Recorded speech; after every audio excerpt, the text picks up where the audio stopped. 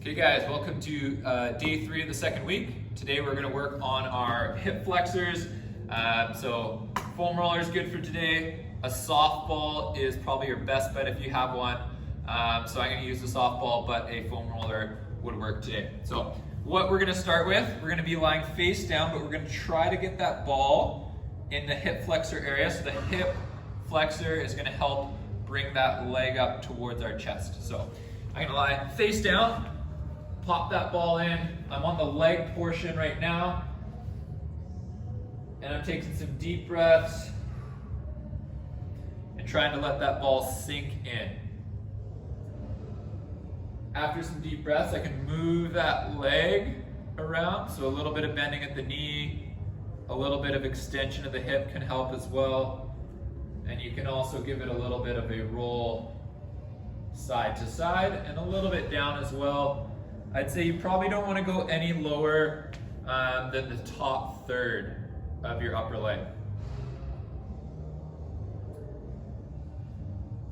Spend a good 30 seconds at least, 30 seconds to a minute below the hip, and then we're actually going to bring that ball up and try to get almost right in that top of that pelvis.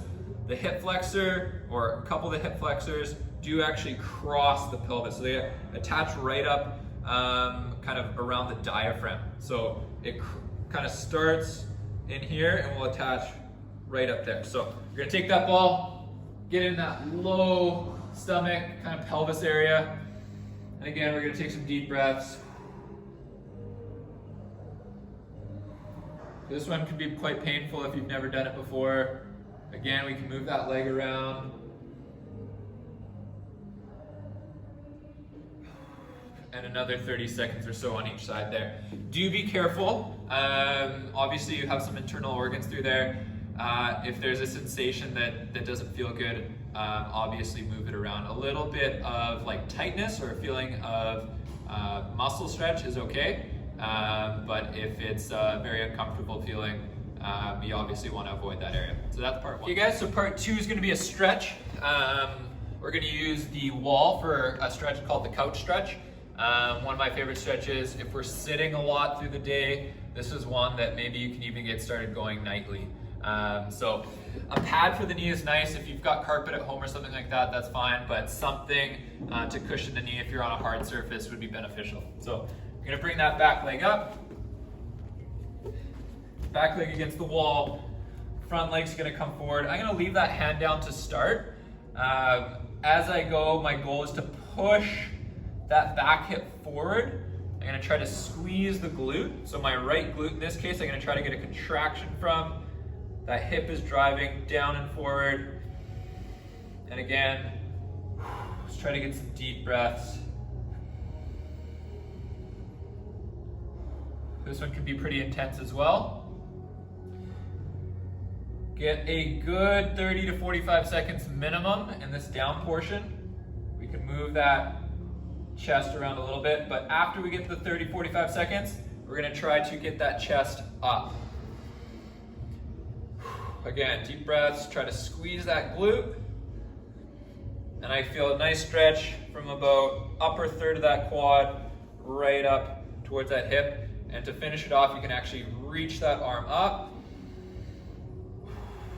and really lengthen that hip flexor and get a good stretch. You can even add a little side bend. So that would be a total of probably 1.5 minutes at least on each side through those 2 movements, whether I'm down or coming up. So that's step 2, and we'll move on to step 3. Okay, so last part, we're gonna get a couple active mobilizations. So we're gonna look at both hip extension and hip flexion. So if we release those hips, it should have improved our ability to extend that hip. So that's what we're gonna try first. And then we'll go into a couple hip flexion ones as well. So you can get down on both knees. If you wanna hold a dowel or some sort of support, maybe have a chair in front of you, a table, that might help for your balance. You don't necessarily need it, but it can be beneficial. So I'm on both knees. I've got that support, and I'm gonna kick one leg back at a time. And I'm gonna get that leg back as far as I can go. A nice controlled back.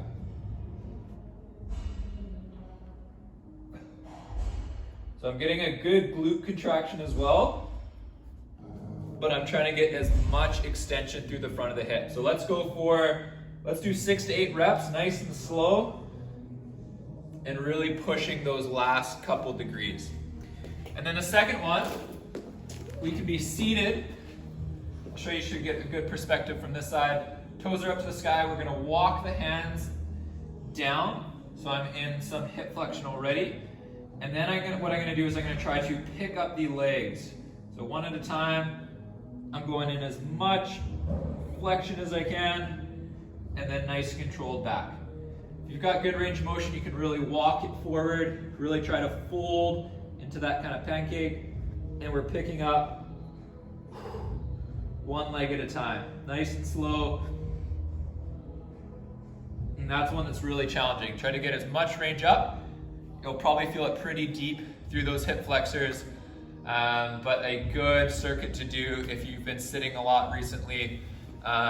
So starting off with the release, softball or foam roller up in that hip flexor, then going into the stretch with the couch stretch and wrapping it up with what we just did right there. So that's another week done, and we'll see you guys next Monday, and we'll get into some more golf specific mobility.